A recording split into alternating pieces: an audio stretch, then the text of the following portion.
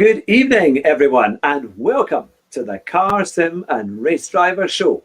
And tonight we have a very special guest, all the way from Slovenia. It is Zavisic. Good evening. Good evening. How are you, everyone?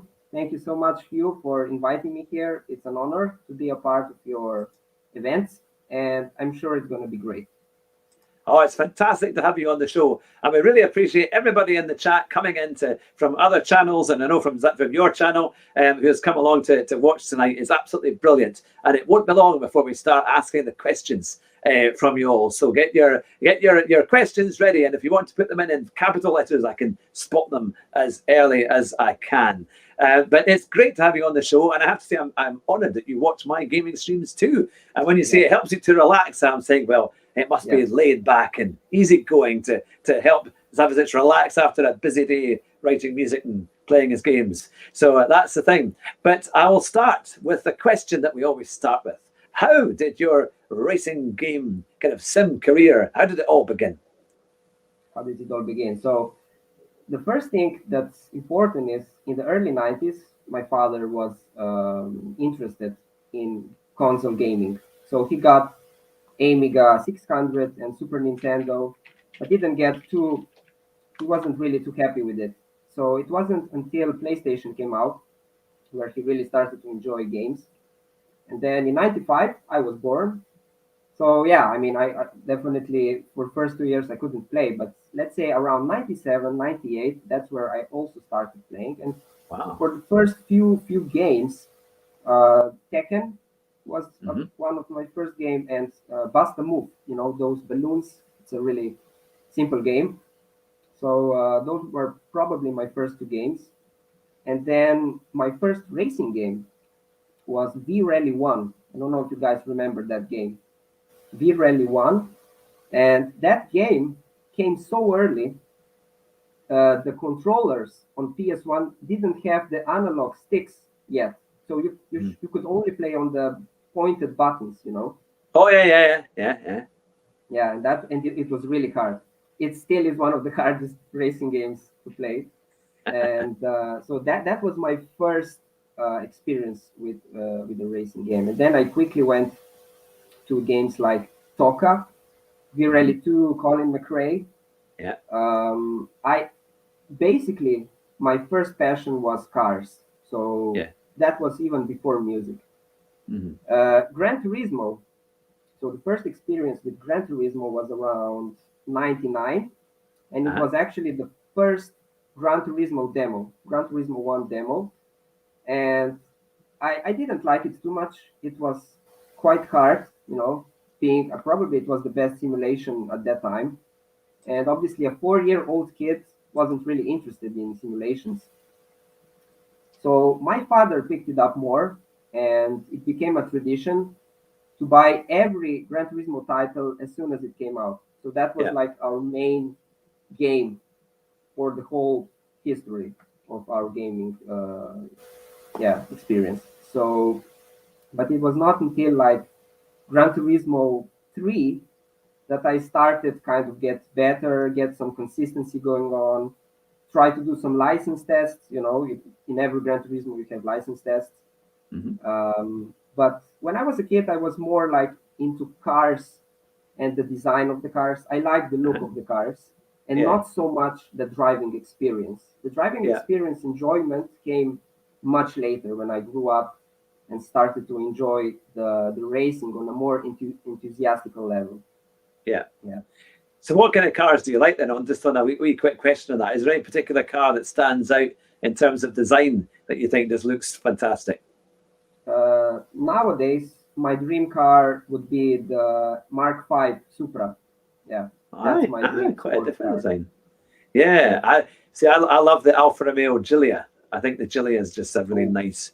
I do like that saloon. I've been fortunate enough to drive the Quadrifoglio version. Oh, that's nice. And it feels as good as it looks, in the pictures. It's just it's an amazing machine. And I drove the Stelvio Quadrifoglio as well earlier in the year, and that was fun.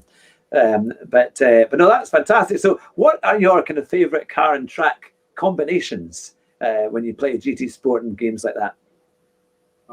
It's really hard to say. So my favorite car class is Group Two. My All favorite right. car Yeah. class is Group Two. So almost every track that you use Group Two, I love it. So Mhm. there's only a couple tracks that I don't like in Gran Turismo Sports. So Monza, Tsukuba, Goodwood, oval tracks, and Willow Springs. Those are the tracks that I don't like. Everything else I like. Yeah. And my favorite car class obviously is Group Two, but I also like Group One and Group Three, not far behind Group Two. It's just that Group Two is my favorite class because it still has kind of a shape of a car, because Group Yeah. One Yeah. already a space shuttle.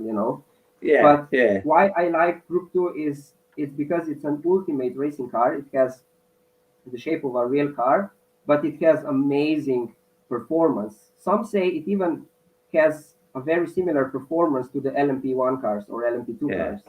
Yeah. Yeah, so that's why I like them. That, yeah, and I mean, because what's even you obviously you do an awful lot on Gran Turismo, and what do you think it is that kind of makes you like to play that game above any, other? Because there are plenty of other games you could play, but that seems to be one that you like a lot. Yeah, so one of the biggest reasons is probably that I grew up with this game. So it's Mm. now a part of my life, basically. Second reason is because this game is the only game that presents the racing as an art. That's the only game that I felt that, presenting it in a really passionate way. Mm. Obviously, you have like a game like Assetto Corsa, which is in technical terms might be better, but I would just, it's not all about technical things in my view. So I want that the game gives me passion and inspires me to keep driving there. So that's what Gran Turismo give me every day.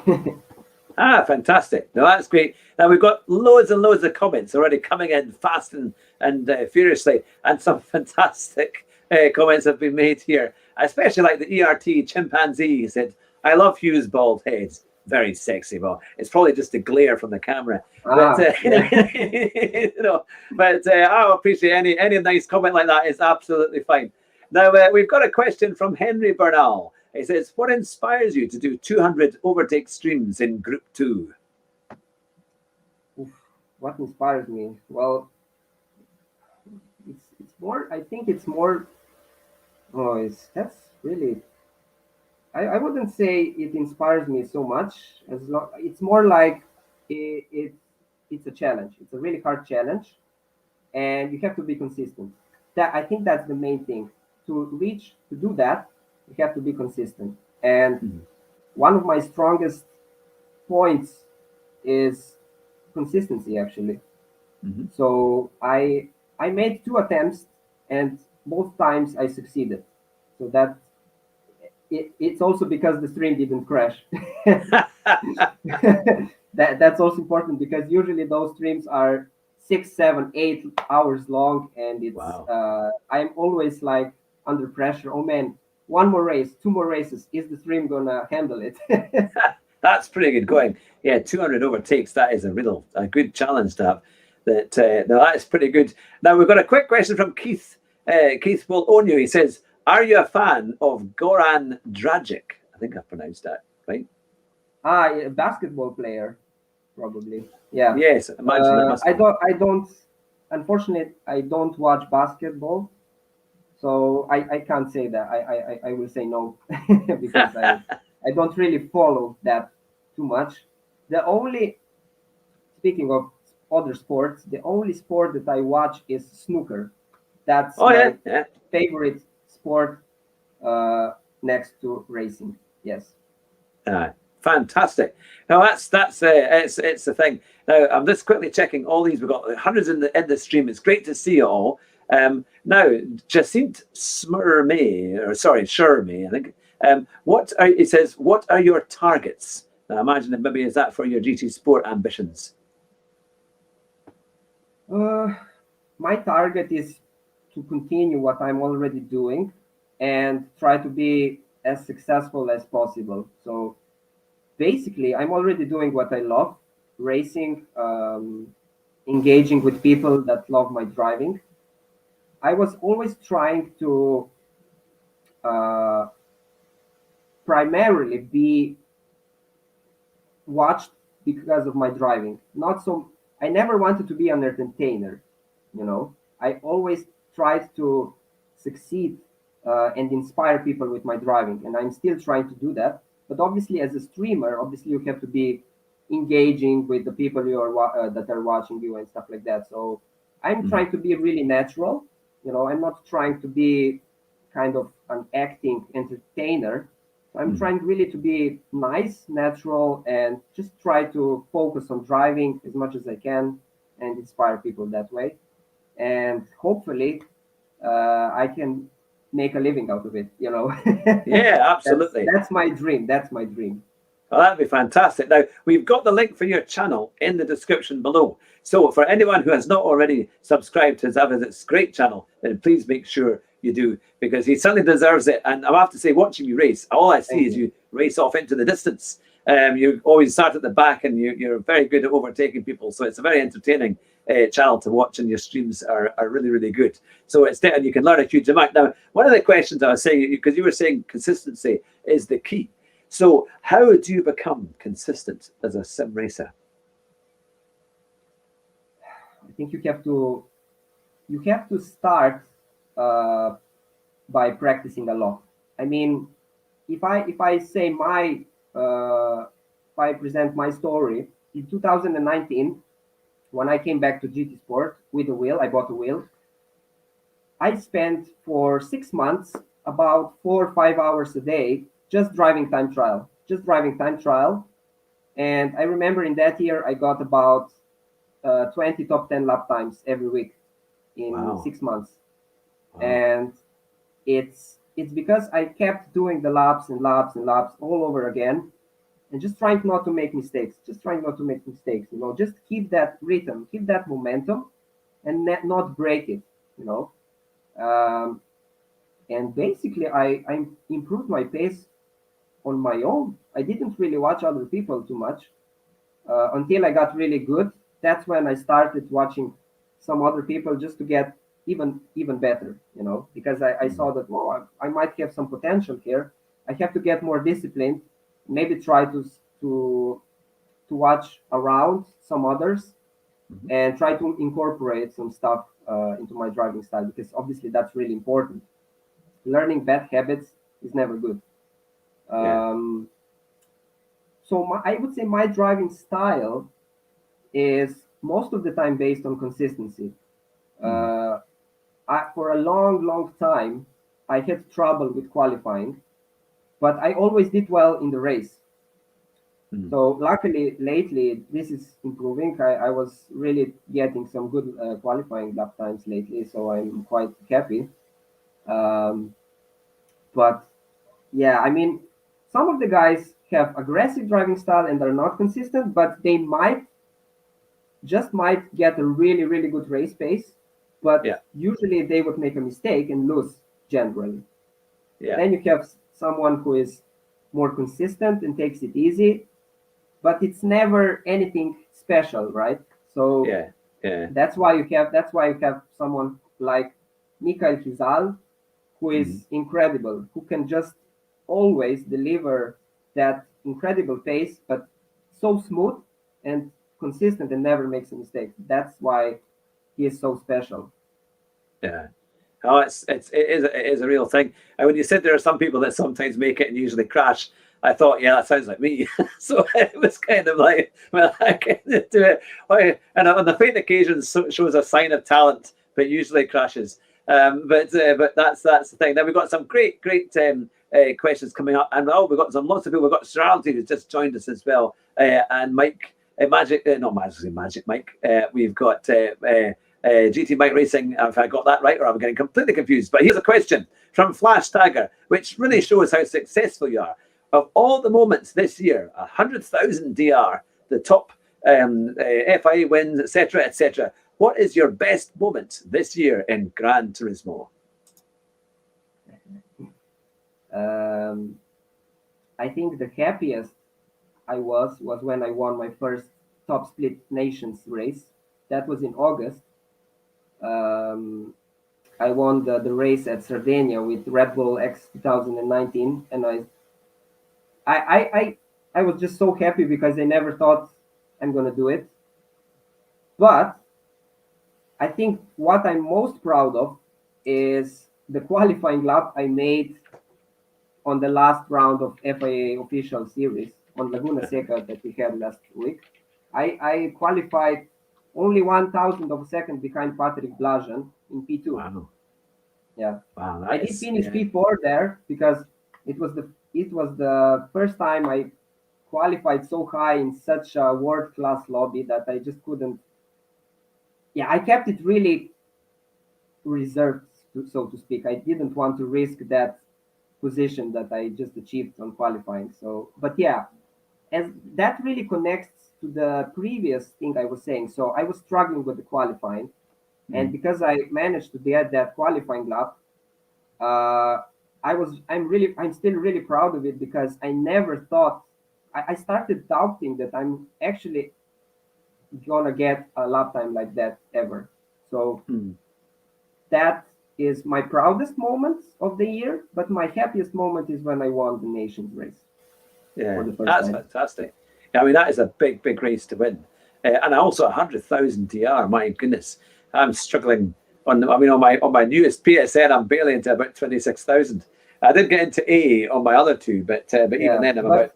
Speaking about 100K, I think that's for me, it didn't really feel so special as just beating some of the World Tour drivers in the race, because you can kind of grind those points, DR points, even with non-World Tour drivers, So for me, it definitely didn't feel so special as those FIA races.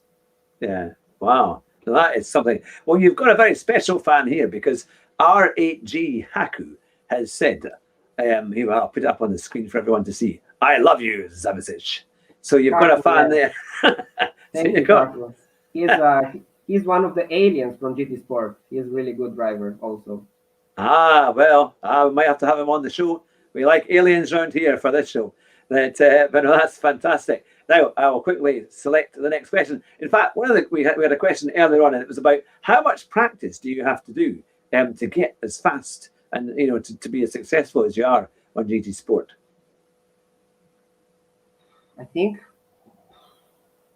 let's say, if I look at last race at Laguna Seca, I did for Nations, where I got the qualifying lap. Very good. I started practicing one day earlier. But I did practice that day, so it was Tuesday when I started practicing. Wednesday was the race. On Tuesday, I spent about 4 or 5 hours, definitely, because I knew that I started too late, and I just put my mindset that I'm gonna spend this day really disciplined for the race. Start in the morning, do time trial for 1 hour, then open the lobby and start testing the race, and then go back to time trial. So I definitely spent 5-6 hours there, and another maybe 2 hours on the race day. So that equals probably 8 hours. But I think it would be better to spend more days with less amount of hours each day. So I don't know. Let's say I would say maybe 1 to 2 hours each day. Yeah. If you really make a practice that's effective and not just go around the laps and not improve, really 1 hour is enough each day for 5-6 days, and you will probably get really close to your potential that you are at the moment. Yeah. Wow, that's the thing. You have to make sure that practice is really organized, is really effective, so that you can instantly see what you are doing wrong and try to repair that, or even ask someone else, how can I improve that? Am I doing this right? Am I doing this wrong? This is much more important than doing 100 laps wrong. Yeah, of making mistakes. That's probably what I do. I do too many laps and not really improve. You do a bit of improvement, but yeah, that's the thing. Especially my Group 3 performance. I definitely need to get that one all sorted out. Here's an interesting question from Clay Mitt. And he said, will you be willing to relocate in order to qualify for FIA? Wow, that's that's so complicated to do. I think, I don't know. That's a big deal, isn't it? I don't It's know. I would love to qualify definitely, but I seem to be quite satisfied with the situation I am in right now, because even though I can't qualify, I can still race against the best in the world, right? So it's kind of enough for me. I'm not gonna be really disappointed if I'm never gonna qualify for the World Tour, because it's basically we are still driving against the same drivers that are there. yeah. I am, not everyone is, because you have to be ranked high enough to be in those top splits, obviously. Yeah, but no, I would not be willing to change the country or anything like that. If Slovenia gets accepted someday, then that's going to be great. But I'm not really going to spend time and energy doing that, because in a really good spot right now. I'm really happy how the Yeah. things are going, and yeah, just stay there and focus on the driving. I'm really trying to focus on the driving as much as possible. Yeah, yeah. Oh, fantastic. Now, in the pre-interview, in I would say, let's say the green room, but we don't really have a green room. It's a kind of virtual green room. You were saying that you've had a great experience because of what you've been doing in GT Sport, and then you had a chance to drive a real day in driving, and lots of things happened. So it sounded fantastic. So reveal to us what happened Okay, when you went that's to drive real cars. that story is incredible. So last year I got an email from Porsche Slovenia, and they said something about being interested in making racing content with me, and they left a phone number. I thought they Wow. made a mistake. I would like that. I would phone back. Yeah, I thought they made a mistake. So I called them, and it turned out to be true. They wanted me to create a content with them, and it turned out that we went to Red Bull Ring, and they gave me Porsche Taycan to drive there. Incredible. And then Wow. obviously they wanted me to talk about transferring the sim racing knowledge to the real thing, and Mhm. that was a really interesting story. So I did that, and I was so happy and excited and kind of scared also. I was Yeah, driving a yeah. 600 horsepower car on Red Bull Ring, Wow. uh, with 3 seconds from 0 to 60 miles per hour. That was incredible. Yeah. Yeah. And so what was really interesting for me is that I did 1, 2, 3 laps, and I was already feeling quite confident. Uh-huh. That's because I was using really similar lines and braking points and acceleration points out of the corners as I would do in Gran Turismo. Because I also did some practice before. You can do that combo, right? You have Porsche Yeah. Taycan in the game and Red Yeah. Bull, so I tried that. And obviously, it's not the same because the tires are different, the weather conditions are different. Mm. But I could really get into it quite fast. I'm not saying I was trying to challenge the limits. That was Yeah. too Yeah. risky. Yeah. That was too risky. But uh, the guy from Porsche was driving with me there, and he couldn't believe, and I'm not making this up, he couldn't believe how I could be so smooth and confident already after a couple of laps. He just couldn't believe it. And that was my first time with such a powerful car on the track. Yeah. And at this point, I also want to say that Gran Turismo proved in this story that it's a good simulator. You know, it's Uh-huh. not the best. I'm not saying it's the best, but it's not bad also. It does Mm. all the things right. It gives you that general knowledge that you can then transfer on the track and really use it and start enjoying that much quicker if you wouldn't be trying to drive Gran Turismo. Definitely helps 100%. That's amazing, isn't it? I did have a similar experience a year past March. I went to Brooklands, the Mercedes World, and I won it actually on a Gran Turismo game the year previous, a Yeah. driving event, and I happened to have a go, and it was mainly fleet drivers, so they were all quite slow, so I had a good chance of winning it. So I won I won this thing by doing the fastest lap. in a Wow. Mercedes F1 car thing, and so it wasn't Gran Turismo, but I did that the year before. But it was great fun, and I got the fastest lap, won the prize. And what part of it was I got an hour's drive in a Mercedes C43 AMG saloon around the little test track at Brooklands, and I have to say it was actually easier in the real thing than it was on the Gran Turismo or on games like it. It just because, but you knew what to do roughly. Because you'd had the practice. It was amazing how that transferred, and it was fantastic. And I had an hour of this, a permanent smile on my face for the whole time as we were racing around this track. And then he tried to make me do drifting. That was the only thing I couldn't do.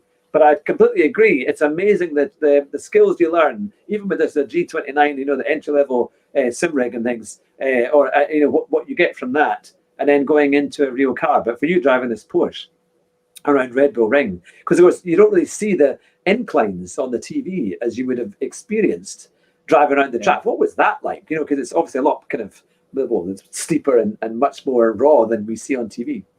What do you mean? The word inclines? Because it's quite a steep. And you come up the steep turn one. It's quite steep, isn't it? So it's quite. How did that all feel? Because it's one thing watching it on a TV, but then actually being there. How did that feel when you were? That after the first corner, that uphill is enormous. It's like climbing a mountain, really. And even in Gran Turismo, you can be watching it from bumper cam, but it's nowhere near how you feel it in real life. It's just you do that first corner and you're going like this almost. That second corner is way up there somewhere, and it's that those geographical changes. That's also what I was saying in that content that we did there. The geographical changes were really surprising me because they in reality they make a much more effect than in the game. I don't know why that is. Maybe it's because there isn't really a 3D feeling when you are driving on the game. I don't know why that is, but it's a much different feeling how you see those geographical differences, the heights, the lows, and stuff like that. Really it sounds amazing. I mean, it looks like a great track. I always remember last year watching the Formula One from there, and of course it was when there were no fans, but some very smart fans had managed to go outside the circuit at the top of the hill, almost in the mountains, and they were watching over the fence basically to see the cars go, as close as they could get their eye to see what was happening, and it did look amazing. So it does show you, I think, maybe compared to other type of games, racing games really do make a difference. And the way sim racing is going, I think it can only get better and better. And now Caroli Evans has said, look at this, 495 subs, 5 to go. Nice. And there's a special prize. Go on, there's a special prize. So I already subscribed, so I can't anymore. You can't. I say the special prize. If we hit 500, it's going to go to one of you lucky viewers today, one of the subs. So if I call out your name, you better make sure you've subbed. It just sticks on the wall there on the back there. So that could be coming out to you if we get to 500 during the show. So here we go. Now, we have said, I'll get some more. Yes, from R.G. Haku, he says, how old are you, Zavisic? 26. 26. Just a young thing. 20 years younger than me.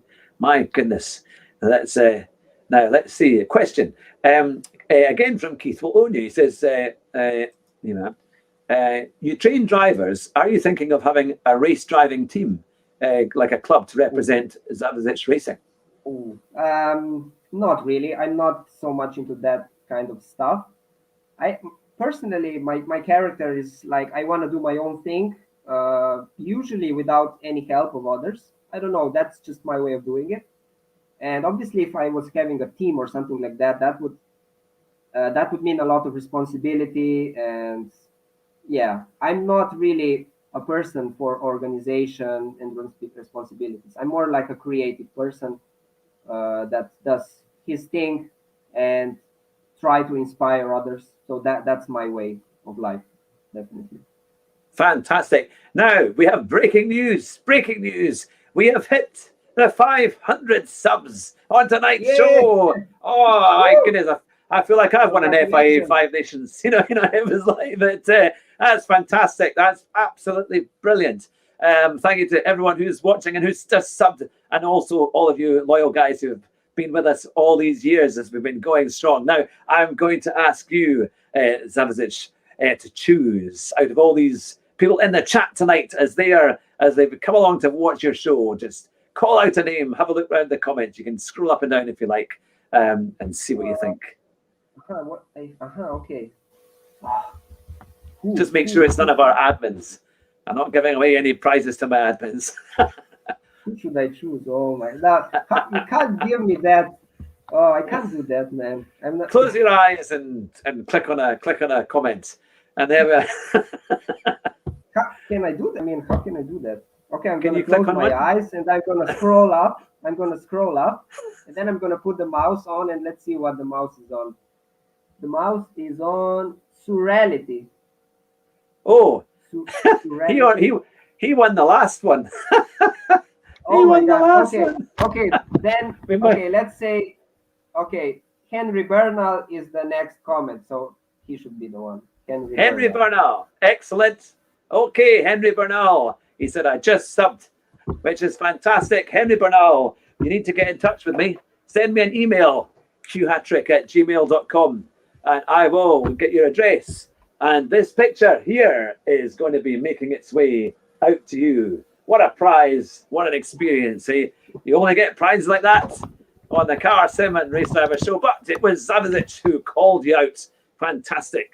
We've got a prize winner tonight here and an amazing racing driver, a sim racer, as we go here. So now my admins have said, typical, no pay for my admins. No, they work like charity workers on my team. That's the one. So now, let's get on to tips for sim racing. What would you say are the best things if you're wanting to get faster as a sim racer? You mentioned consistency before, but what might be your top 3 bits of advice for those who are wishing to get faster on GT Sport? Okay, first of all, I have to say that the talent is different from individuals. So a person is only able to reach a certain level that he is, right? So, and the other thing, when I'm teaching, I always say to students, I'm really bad at giving general tips. I can teach when I watch a person, how he drives, and then I have 100 things to say. But if I don't see him how he drives, it's really hard for me to give him some general tips. Mm-hmm. But okay, let's try to do that. Yeah, let's try to choose top 3 tips. Would be probably consistency. So try to avoid doing mistakes, because mistakes usually create demotivation.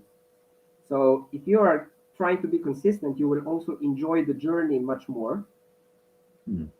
And then obviously try to watch faster drivers, talk to them, faster drivers, watch their laps, and really try to analyze. Only one corner is enough.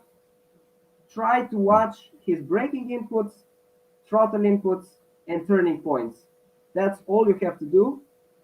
And really make notes when they start doing that, all those things. And then try to do that a bit earlier than they do. So obviously, you can't brake on the same braking point as they do right away. You start a little earlier. So you basically are trying to grasp the general idea how they are doing it, because that's gonna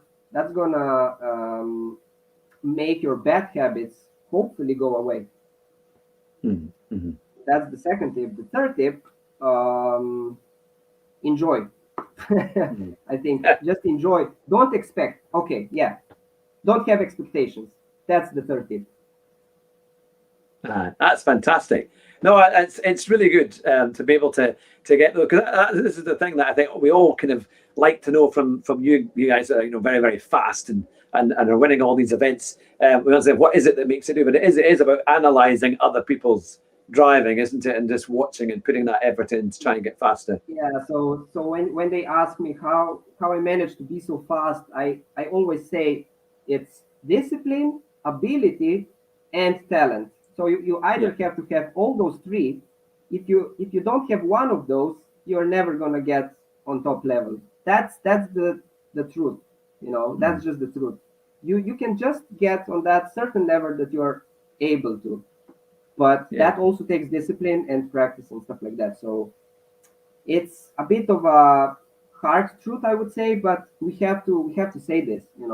Not everyone can be a world champion. Yeah. Oh dear, you've just gone and hurt some people's feelings. But what?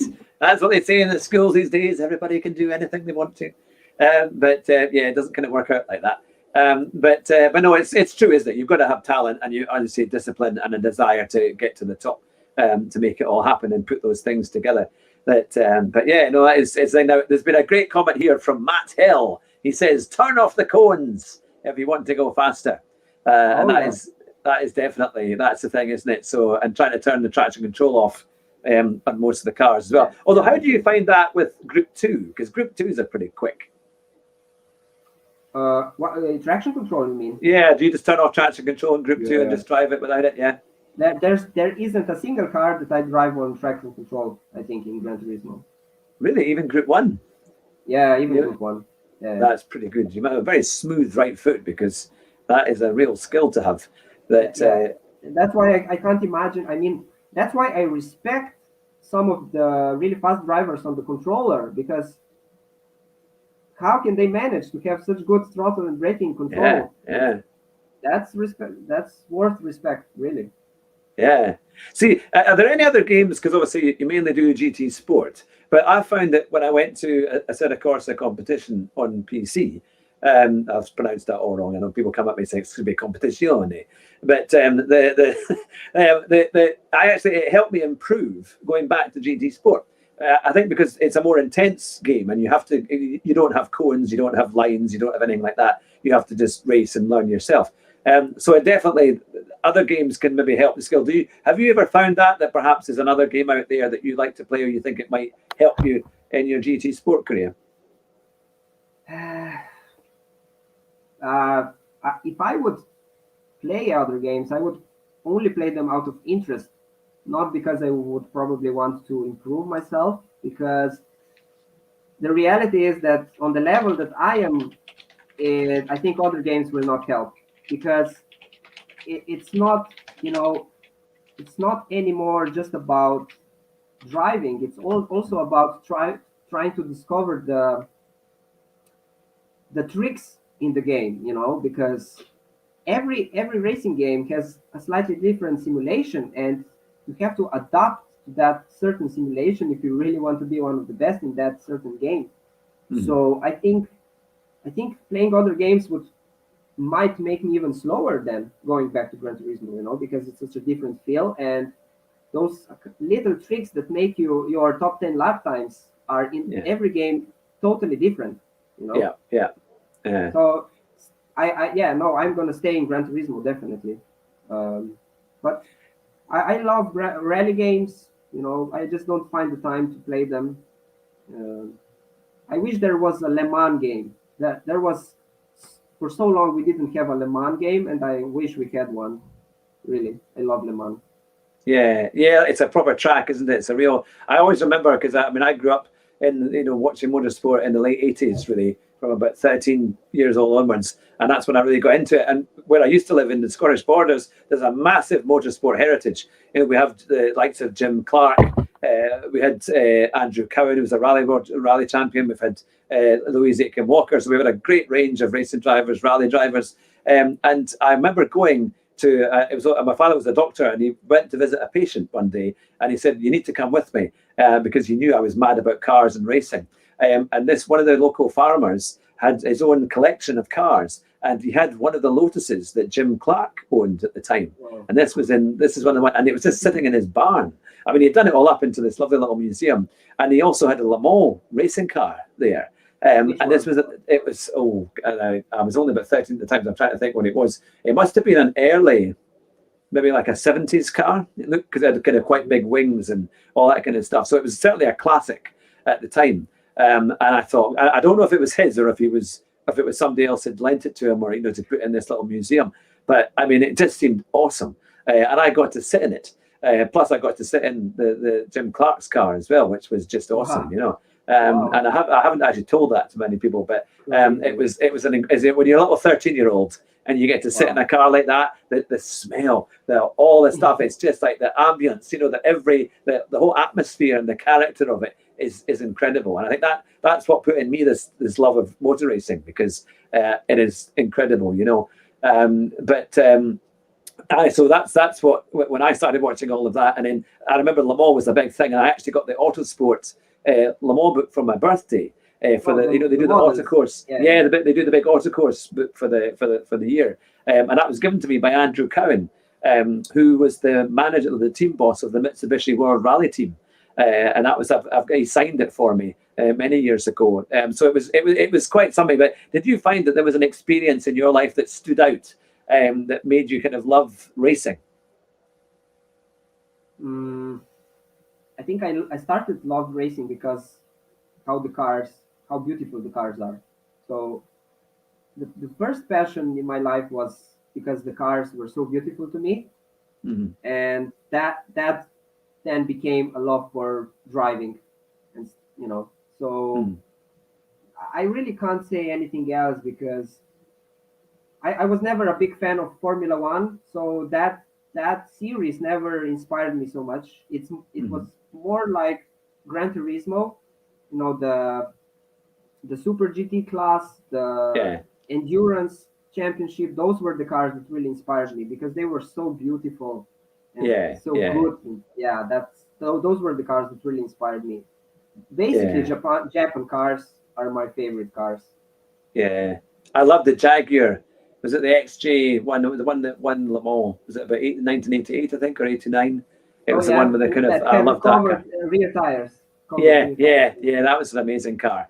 But I say it in every interview.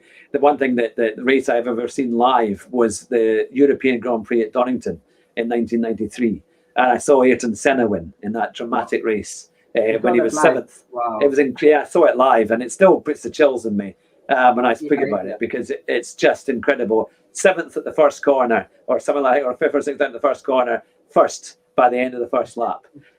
Just astonishing, and just the most amazing experience I've ever had. And I hope to go to another one eventually again. But yeah, no, I think that's what gives you the thing about motor racing. That's why these racing games are so good, because they give you that experience to have a go and to imagine what it's like. I think now that I remember what actually maybe inspired me also was the movies, the racing movies. So when I was a kid, I liked to watch the Fast and Furious 1 and 2. Those were the times when Fast and Furious was still focusing on the cars and racing. Not today, it's a totally different story. But at that time, when I saw the Nissan Skyline in the movie, the R34, the greatest car of all time, that was just, I could watch a scene where Paul Walker was driving that car for 10 hours. That really inspired me.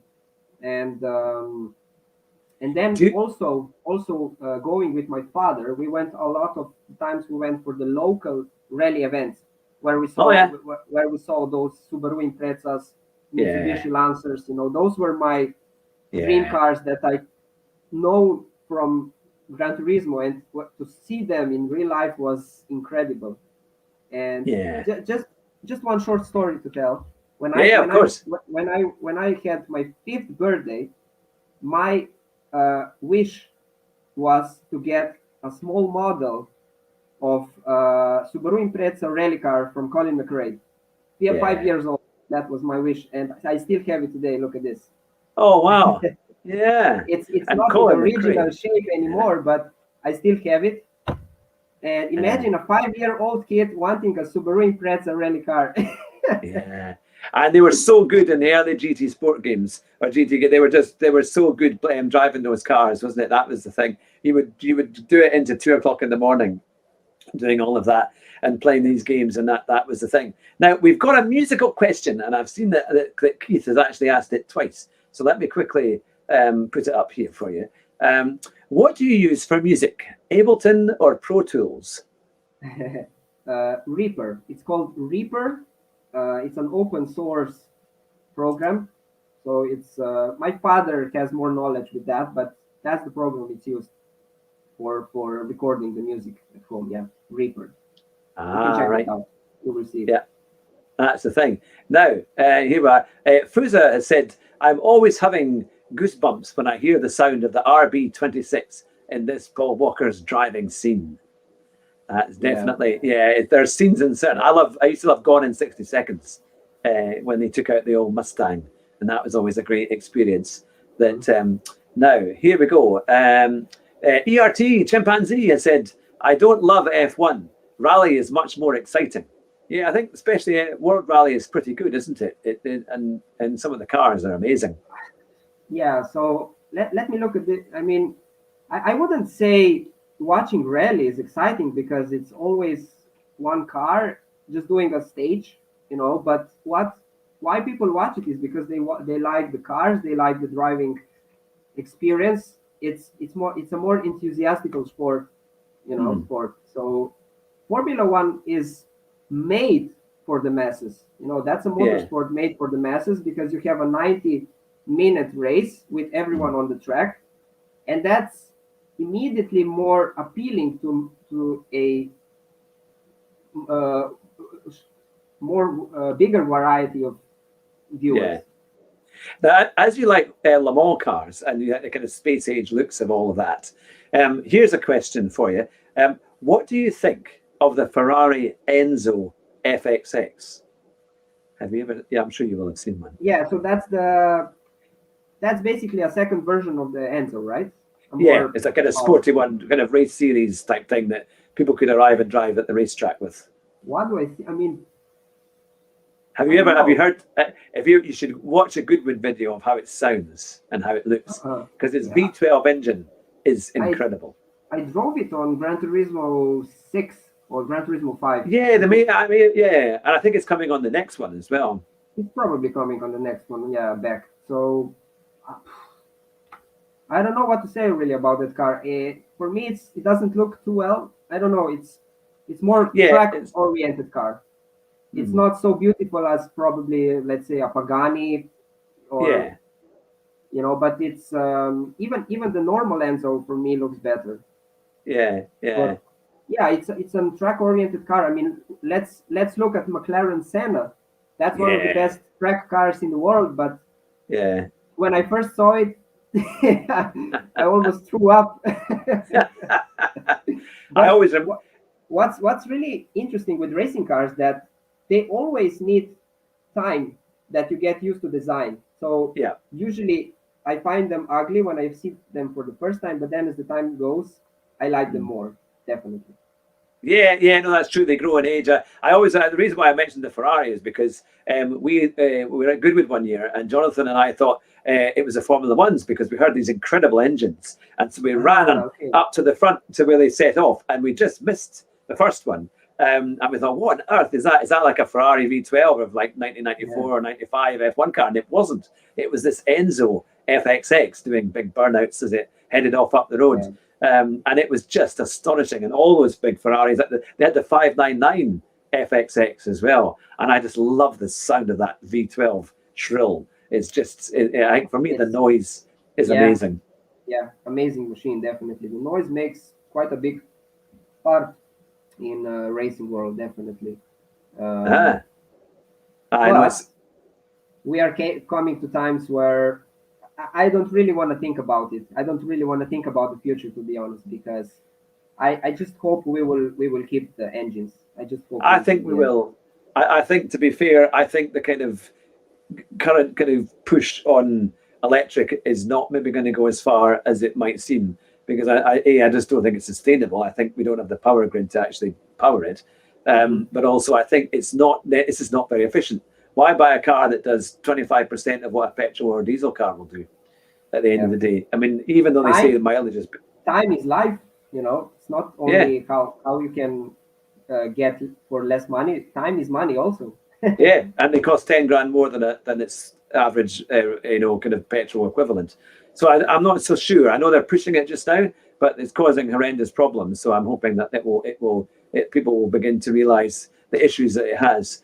But yeah. Now talking of sim equipment and sim racing and things like that, I'll diverge to another subject. You've got, looks like a track racer there. Can you tell us what kind of equipment you have? Okay, so the SimRig is a track racer TR8, and I want to say this: 4 months ago I was still driving on a plastic chair that you buy for the balcony, All right, yeah. And then one of my supporters donated me half of the price of this SimRig. Oh, wow. Yeah. And then I decided that I'm really going to buy something really special, and then I got this. The wheel is T300 Thrustmaster with the T3PA GT pedals, but I'm getting the TLCM pedals very soon. Wow. The monitor is AOC gaming monitor, 32 inches. I think it's really important to have a 32-inch monitor. It's going to help you definitely. Yeah, it's because I've only got 24 and it's far too small. Yeah. I use a PS5. I used a PS4 obviously for a long time. I bought a PS5 on black market actually because there was no way I could get it. Wow. And I needed it. I wanted it because it's an investment in what I'm doing and stuff like that. Yeah. It's tax deductible, probably. I use gloves. I like to use gloves. Oh yeah. Yeah, I like to use gloves. I got used to it pretty quickly and then never went back to hands. That's pretty good, actually. Yeah. That's one of the things I'm hoping to get for Christmas.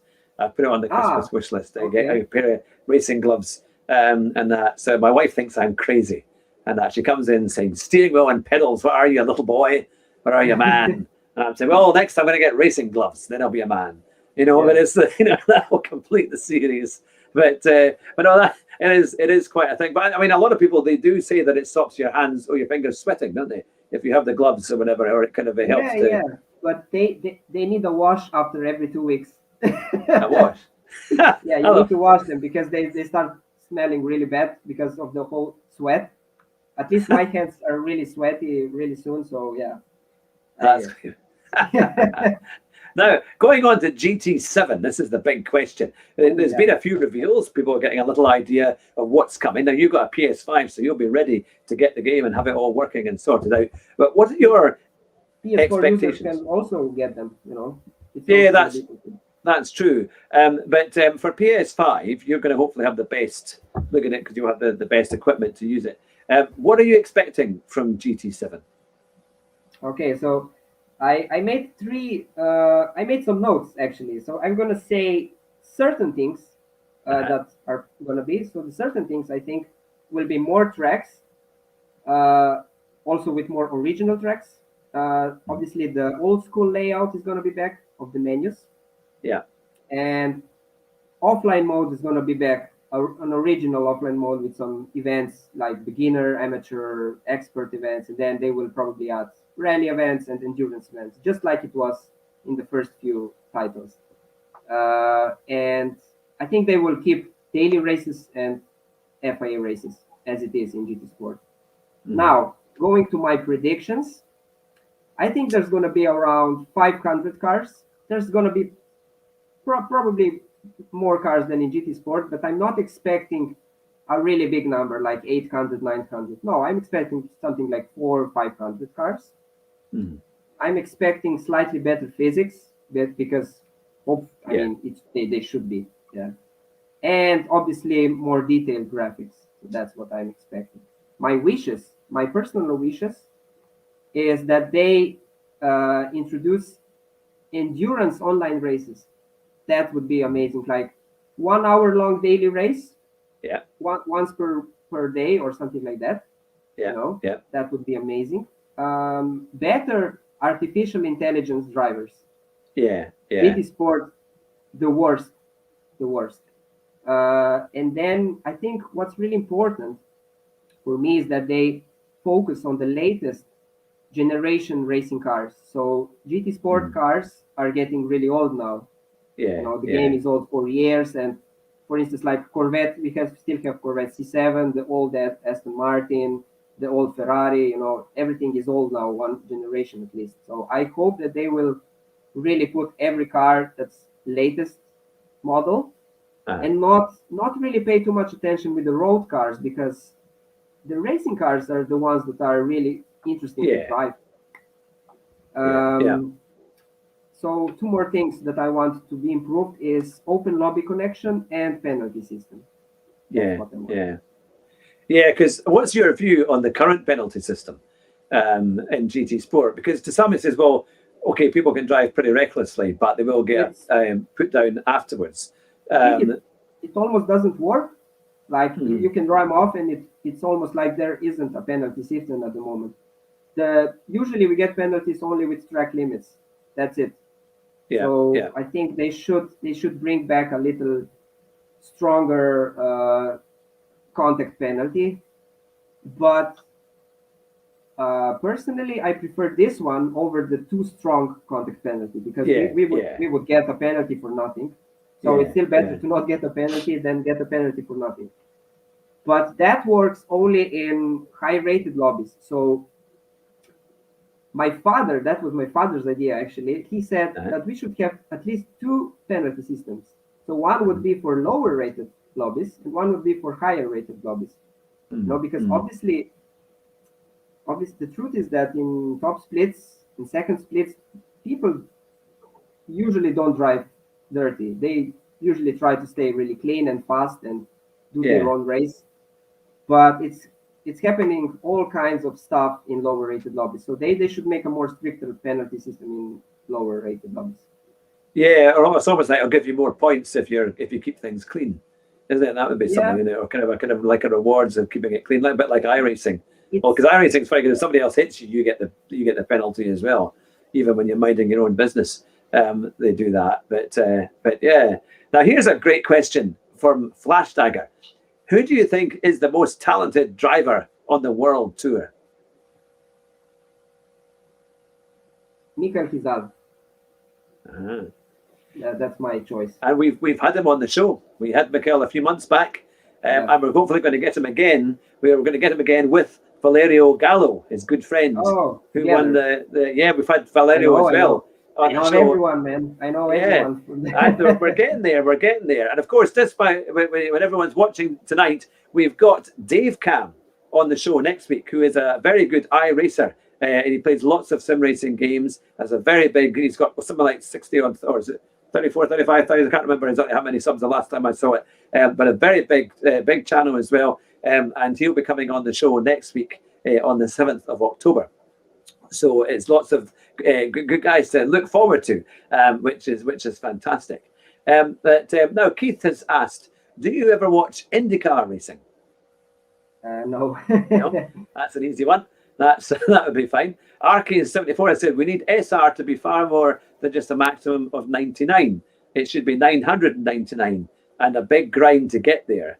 That would be a good idea. I think it's, you know why? Because you mess a race, and then you need just 2 or 3 races to get back to your maximum sportsmanship, which doesn't make sense. So you can constantly keep making bad things, because it's so easy to get it back up. So that's why, I definitely agree. They should make sportsmanship more challenging. Yeah, it'll be interesting to see what they come out with, because I think there's been so many times when it almost puts people off GT Sport if they have a really bad run and they find themselves, especially before when the penalties were coming for anything except being responsible. It was like you could mind your own business and you'd find yourself with a 5-second penalty or a 2-second for nothing happening. But this one, as you say, is slightly better, but it could definitely do with some improvement. But a final quick question from Arky74. It says, do you ever do car races, for example, race A, just for a bit of fun? No, basically not. Because I just tend to focus on daily race C usually, and just try to stay focused there and do my best. I almost never enjoy race A, because usually there are road cars, and I just don't enjoy driving them. You know, they are beautiful. I mean, road cars are usually look nicer than race cars, but in a game like Gran Turismo, I just don't enjoy driving them so much because the grip is so bad. You have to brake Yeah, 500 miles before the corner. You know, it's you got to drive it like a rental car. That's what you do. You just, as if you picked it up from Avis, and you've got your excess insurance, of course, and you tell them, no, we're definitely not taking it to the Nürburgring, that or the Nordschleife, that we've never been there. But that's the one. But now here is a question actually from Poca Ace. He said, third time asking it, so I apologize for not seeing it earlier. But Lucas says GT Sport racing is an art, and I agree. Due to smart racing, being patient in making moves, clean racing, and beautiful looking cars. What does Luca think? I didn't understand really the question. So if I let's see, let me now ask this. Due to patient, yeah. So do you think that GT Sports is? You've described it like an art form, as in the way that they do it, and obviously beautiful looking cars. But do you think that smart racing and being patient in making your moves during like your racecraft, do you think that's a very major element to become a better driver? Definitely, yeah. I think like being patient, not being too hot-headed is always better, because even if you're not gonna get the position that you want always, you will still be satisfied with clean racing and with the experience. It's not always about trying to gain as much positions as possible, at least in my opinion. In my opinion, it's really important to have good battles, fair play, enough space. That makes an art. But competitiveness is a little different. You can't have both at the same time, unfortunately. But really good drivers might get close to it. That's how I'm gonna say it. Really good drivers can do both, can do competitiveness and art. But it really takes ability to do that, to drive on the limit and give each other enough space. Not everyone can do that, unfortunately. Yeah. And that's the thing. Now here is a very good question by Moore1154. And he says, if you had to give up one thing, what would it be? Music or gaming? I'm not taking Gran Turismo as gaming. I'm taking it like driving. I prefer to call it driving. So I would, I would keep with driving. I like it more. And that's the thing. And now there's another question here from Claimant. What percentage of top drivers do you think use load cells? Ooh, that's a hard question. Yeah, that is a tough one. Because we can't really know that. I mean, I might know a couple of guys what they're using, but that's it. So I know that World Tour drivers are usually using the TGT, and not until recently they were probably using T3PA pedals because that was in the set. So I would say like 50-60% would be using either TGT or T300. I would say there's a lower percent of Fanatec users. But I'm not really sure who uses load cells and who doesn't. I mean, I don't know. No, that's the thing. Now we've had lots of questions about this kind of the sizes of the grid in GT7 and 30 plus, but I think it's only going to be maybe 16 to 20 again, isn't it? I don't think there's a massive expansion. I think they say it could have gone up, but they've chosen not to do that yet. But maybe we're wrong. Maybe it will go up to 30. Certainly a bigger grid. That's why I like the Assetto Corsa Competizione races, because you can have 32 or more, like at Brands Hatch, and it's just brilliant fun. It's kind of crazy. But it's amazing. But Eruditz has said in ATC there are 80 car races, which is that's mad. What? 80 car? Yeah. No, that might be too much. I mean, I don't know, like 80 cars on Tsukuba. Imagine that. Yeah, that'd be very funny if they're all like MX-5s or Fiat 500s. or something like that. Might just be like driving in Rome through rush hour. Maybe the same the same kind of effect. And Keith has said a very important question here. Did you enjoy your interview with Hugh? Definitely. It was my first experience in an English talking interview, and it was amazing. I really enjoyed it. It was great. Fantastic. Well, you've been absolutely amazing and a great guest to have on the show. Now, let me just give a preview of all for all your loyal fans. When we get to 1,000, that's right. When we get to 1,000, this is the photo tile that will be being sent out. So how about that one? Schumacher and Senna. How many 8 titles between them? That will be going out to you when we hit 1,000 subs. But it's been phenomenal to have you on the show tonight, and just so much fun with all the comments and all the questions. So thanks to everyone who's been watching and commenting and asking questions. I hope we got round most of them. But would you like to say something to your community and to our guys who have been watching you here tonight? Subscribe to Hugh Hedrick. And I didn't pay him, honestly. It was